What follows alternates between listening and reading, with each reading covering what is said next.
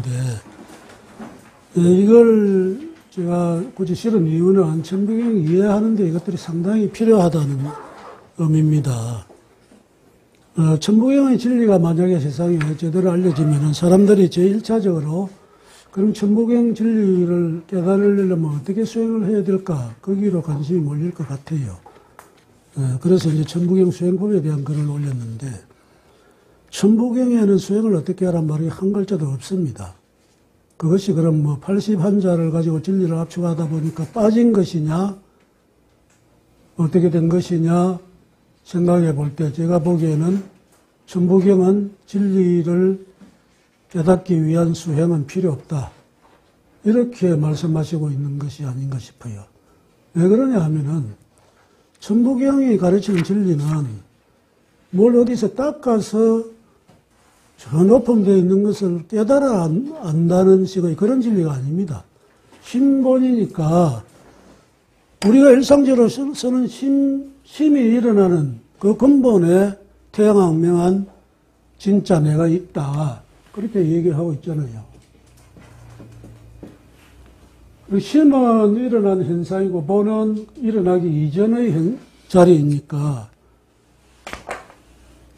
일어나는 걸 딱 멈추든지 아니면 일어나는 그 자리, 그 이전의 자리, 일어나기 이전의 자리를 그냥 보면 되는 것이지.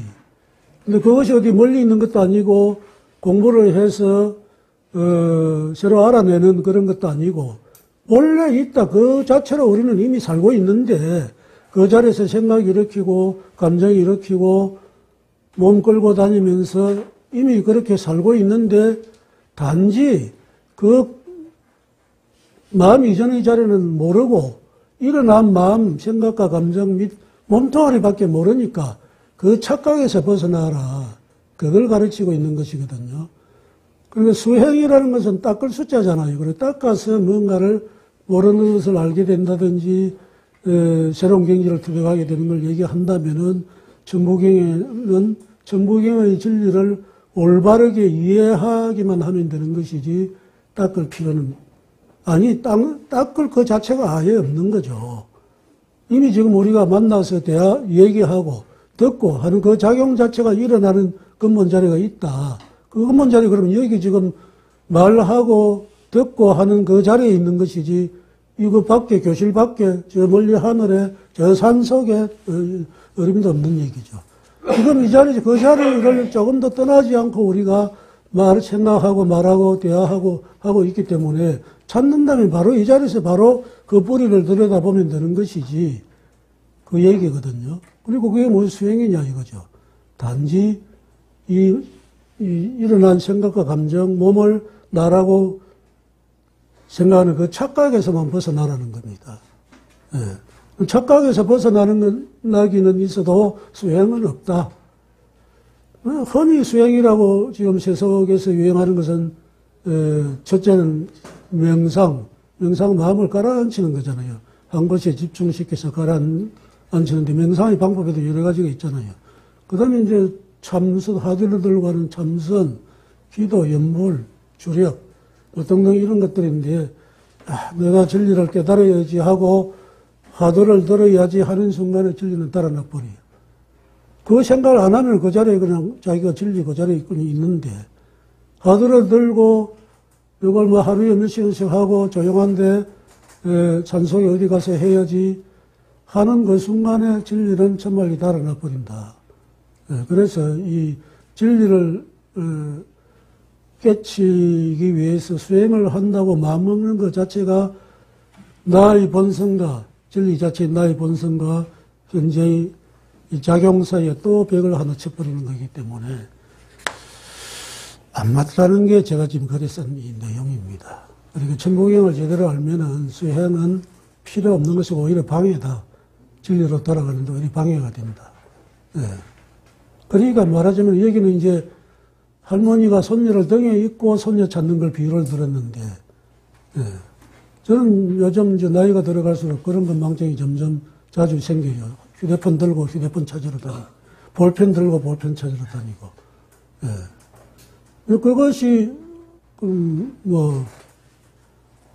심각하잖아요. 그때 찾으러 다닐 때는 심각하잖아요. 할머니가 손녀 잃어버렸는데 어디 가서 찾냐 아무리 찾아듣고 그런데 어느 분이 그 등에 업고 있는 애는 누굽니까 하니까 그 순간에 퍼뜩 아이고 업고 있는 걸 내가 잊어버리고 찾았구나. 얼마나 안도감이 듭니까 그 순간에. 그러면서 앞에 그 업고 찾으러 다녔다는 그게 얼마나 험한 바보짓을 했느냐 하는 그런 이제 느낌이 동시에 올 텐데 딱 천부경이 말하는 진리를 알고 나면은 진리를 찾는다는 것은 할머니가 등에 업은 아기 찾는 객이다. 근데 그걸 찾으려고 자꾸 돌아다니면 점점 빗나가는 거죠. 이미 얻고 있다는 걸 알면 그만인데. 그래서 천부경에서는 수행법을 찾지 마라. 그럼 아무 노력도 할 필요가 없느냐. 아무 노력도 없으면 내가 뭐 지금까지 살아온 것처럼 똑같이 살면 안 되죠. 진리 자체가 되어야 되는데, 진리를 복원해야 되는데, 그게 착각에서 벗어나기 위한 어떤 계기는 필요하다. 이 몸과 마음을 나라고 딱 집착하는 그 착각. 그 착각에서는 빨리 벗어나야 돼요. 그걸 어떤 계기를 줄 것이냐. 누군가처럼 등에 업고 있는 애기가 누굽니까 하고 물어주는 사람이라도 있어야 되는데, 그것을 하려면은 스스로 생각이 일어나기 이전을 들여다봐라. 그렇게밖에 설명할 수가 없어요. 사실 들여다보는 것도 아니거든. 들여다본다 하면 들여다보는 주체가 있고 들여다보는 대상이 있어요. 주체와 대상이 갈라져 버려요. 그러면 이게 이원화돼 버리면 이미 진리가 아닙니다. 들여다본다는 것도 맞지가 않는데 어쨌든 생각과 감정이 일어나기 이전의 자리에 있어라. 머무른다는 말도 안 맞기 때문에 이게 참 말로 표현하기 어려운데 어쨌든 생각과 감정을 쫓아가지 말고 생각과 감정이 일어나기 이전의 자리를 보라는 거예요. 보는 데 집중하라는 거예요. 그런데 이건 매우 쉽다. 왜 쉬우냐? 아니, 연기가 나면 그게 반드시 불이 있으니까. 연기 나는데 쫓아가면 불이 있잖아. 생각과 감정이 일어났으니까 분명히 실시해서 물린 시간 내내 생각과 감정을 일으키니까 그것이 일어난 자리를 보면 그게가 본인인데, 그게 한인데, 그럼 그렇게 막상 해보자. 이제 잘 안 되거든요. 안 돼요. 그래서 집중적으로 생각과 감정이 일어나기 이전의 자리를 뭐 표현이야 응시한다고 표현하든 집중한다고 표현하든 그게 집중적으로 그것을 들여다보는 노력이 필요합니다. 그 노력이 이제 초기에는 본성을 가로막는 또 하나의 장애물이 되는 건 맞는데 거기에 조금 익어지면은 의도적으로 거기에 집중해야 된다 이런 생각은 사라져요. 사라지면서 본성이 자연스럽게 조금씩 드러납니다. 그래서 초기에는 방편을 좀 마음을 활용하는 방편을 쓸 수밖에 없지만은 어쨌든 대답은 그거예요. 그건 수행이 아니다. 착각에서 벗어나는 것이 수행이 아니다. 수행이란 관념에 너무 얽매여 있어가지고 수행을 열심히 해야 깨달음을 그나마 활동하는 것처럼 사람들이 다 지금 인식이 그렇게 되어 있기 때문에 우리가 지금 있는 그대로가 완전한 깨달음체, 진리체인데 뭘 찾기 위해서 어떤 수행을 해야 된다면은 그 방편 자체가 너 자신의 본성을 가려버리는 거야. 하지 마. 그러니 착각 상태에 빠졌기 착각에서는 빨리 벗어나야 돼. 그렇게 얘기해 줄 수밖에 없는 거죠. 그래서 저는 이 수행 문화가 이제 전 세상에 만연돼 있어서 기독교 문명권인 서양에서도 이제 명상을 합니다. 한국 교회가 들으면 펄쩍 뛸 소리인데 한국 교회는 워낙 완고하고 낡아빠져 있으니까 서양 서구에서는 이제 명상을 해야 된다는 게 보편적인 인식이 돼버렸어요. 그러면은, 그 명상의 방법론이라는 것이 실제로는 지가 지금 지를 찾고 있는 거거든요. 찾고 있는 지나 찾으려고 하는 지나 같은 자예요. 말하면 자기 집에 앉아서 자기 집 찾는 격이에요. 이건 아주 희한한 모순인데 그 모순을 저지르고 있거든. 거기다 또 하나의 모순을 추가하면 안 되는 거니까 가능하면은 뭐든지 놓아버려요. 놓고 그 이전으로 들어가. 생각과 감정을 무조건 어쨌든 간에 최대한 놓고 일어나기 이전으로 들어가. 그것이 제일 바른 길이고 직접적인 길이야. 그 외에 다른 수단을 수행이라는 이름으로 부과한다면 그건 점점 멀어지는 거야. 그렇게 저는 이제 감연하게 주장을 합니다. 이게 천부경이 세상에 알려지는 기회에 이 수행이라는 문화를 가지고 또 하나 진리를 덮어버리는 이 바보짓을 이제 그만두자 우리는. 우리는 아무것도 하지 않는 그 순간에 바로 진리가 된다. 그걸 오히려 얘기해서 강조해 줘야 될 것 같아요. 그래서 뭐 사무실에 가서 손님하고 대화를 하고, 언어를 하고, 뭐 일을 하고 하면서도 계속 그 근본을, 그럼 일하려면 생각을 이렇게 해야 되잖아요. 판단하고 뭐 다 해야 되는데, 그 작용을 하면서도 그 작용이 일어나기 이전을 끊임없이 주시하는 그 노력이 필요합니다. 그 분명히 되고, 한 만큼 효과를 봅니다.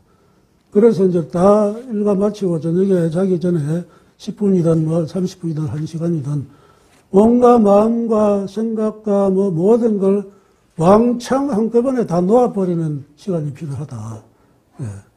무조건 왕창 전체적으로 놓아버려요. 어정쩡하게 이거는 쥐고 있고 이거는 놓고 하지 말고, 예. 큰 거는 놓고 작은 거는 들고 있고 이러지 말고, 무조건 왕창 확실하게 놓아버려. 뒤져도 좋아. 다 뒤져버리지 뭐. 예. 왜냐면 자기가 죽어도 애고 자기가 죽어야 되는 거잖아요. 근데 그걸 어떻게 보면 명상이라든지 뭐 수행이라는 거창한 이름으로 하지 말고, 이 천무경이 가르치는 대로 그건 전부 허상이에요. 용변, 작용에 속하는 허상이니까 그 집착할 게 아무것도 없다는 걸 알고, 그걸 과감히, 그 이전을 계속 응시하는 노력. 예. 그렇게 하면 되겠다는 얘기인데, 그 이전을 응시하는 게 어느 정도로 치열하게 해야 되느냐. 그걸 이제 심청전이 얘기해주고 있다. 제가 심청전이 단순한 효도 서술이 아니라고 이제 심청전의 재발견 해서 이제 좀 썼습니다. 예. 요거는 이제 읽어보시면 그냥 될 것 같아요. 심청전이요. 이걸 얼마나 진리와 그 진리에 도달하는 과정을 얼마나 이렇게 소설 형식으로 진지하게 써놨느냐 보면은, 다른 심청이잖아요. 이거 마음심자로 받아들이면 되겠어요. 그냥 판소리 심청전 보면은 청송심시라고 되어 있어요. 청송심시가 이 심자에 쓰거든요. 예. 근데 가르치고자 하는 뜻은 마음심자이고, 심청이는 마음이 아주 맑은 딸, 신봉사는 마음이 아주 봉사는 앞에 있는 것도 못 보잖아요. 마음이 봉사라는 거예요, 신봉사가. 마음이 꽉 닫혀가지고 앞에 있는 것도 못 보는 게 신봉사예요. 그 심청이가 아버지 신봉사 눈을 뜨게 해주는 과정이잖아요. 눈을 뜨게 해주는데, 첫째는 심청이가 하는 일은 자기 몸을 버리잖아요. 예. 공양미 300석에 자기 몸을 팔아가지고, 그 어부들이 이제, 중국어로 이제 출항을 하는데, 항상 그 파도가 험난한 곳에서, 바다 귀신이 이제 장난을 쳐가지고 배를 뒤집게 하고 하니까, 그걸 달래려고 살한 처녀를 해마다 한 사람씩 갖다 제물로 바친다. 그 심청이가 자원해서 가잖아요. 그 대가를 공양미 300석을 받아서 그걸 절에다 바쳐요. 그리고 자기는 인당수에 뛰어들잖아요. 심청이는 몸에 대한 집착이 전혀 없어요. 이거 몸을 버린다는 뜻이죠. 거침없이 버립니다. 몸을 버리려면 몸은 자기가 아니다라는 거기에 대한 애착이 전혀 없어야 가능한 얘기입니다. 그 다음에 공양미 300석이 그 대가로 생겼는데 자기가 하나도 한 털도 안 취하고 절에다 가지고 재물에 대한 집착도 완전히 없습니다. 몸에 대한 집착, 재물에 대한 집착을 다 놓았습니다. 또 부처님 전에 올리는 이유는 진리에 귀의하겠다는 뜻입니다. 예. 그리고 인당수에 풍덩 몸을 던졌는데, 인당수가 어디냐 하면은 소설이나 판소리 보면은 저 백령도하고 장상고 사이에 거기 인당수가 있대요. 예. 그런데 이제 여기서 의미하는 거는 제가 아무리 봐도 양미간자리 여기가 인당자리잖아요. 여기 인당. 여기 인당자리, 혈자리가 여기 이름이 인당이거든요. 이게 이제 선도 소리를 하는 사람도 호흡 소리를 해가지고 기운을 아랫배, 하단전부터 채워서 점점 올라오면 중단전 가슴이 기운이 차고, 그 다음에 올라서 상단전으로 올라가는데 여기가 상단전이다 말이에요. 그 여기까지 기운이 차서 오려면 이게 탁 터져요. 지금 막혀 있다. 여러분들 다 막혀 있습니다. 백회도 막혀 있고. 여기 탁 트면서 여기 에너지가 우주와 착 통해버립니다. 그러면 에너지가 하나이기 때문에 우주 전체를 자기로 인식하는 거예요. 나와 우주가 완전 합일되어 버린 자리는 여기 인당자리거든요. 제3의 눈자리. 네. 거기에 풍덩 뛰어들었다는 것은 심청이가 어쨌든 호흡수를 했는지 어쩐지 모르지만, 예, 우주와 합일되는, 이 바로 지도 강의 들으러 오잖아.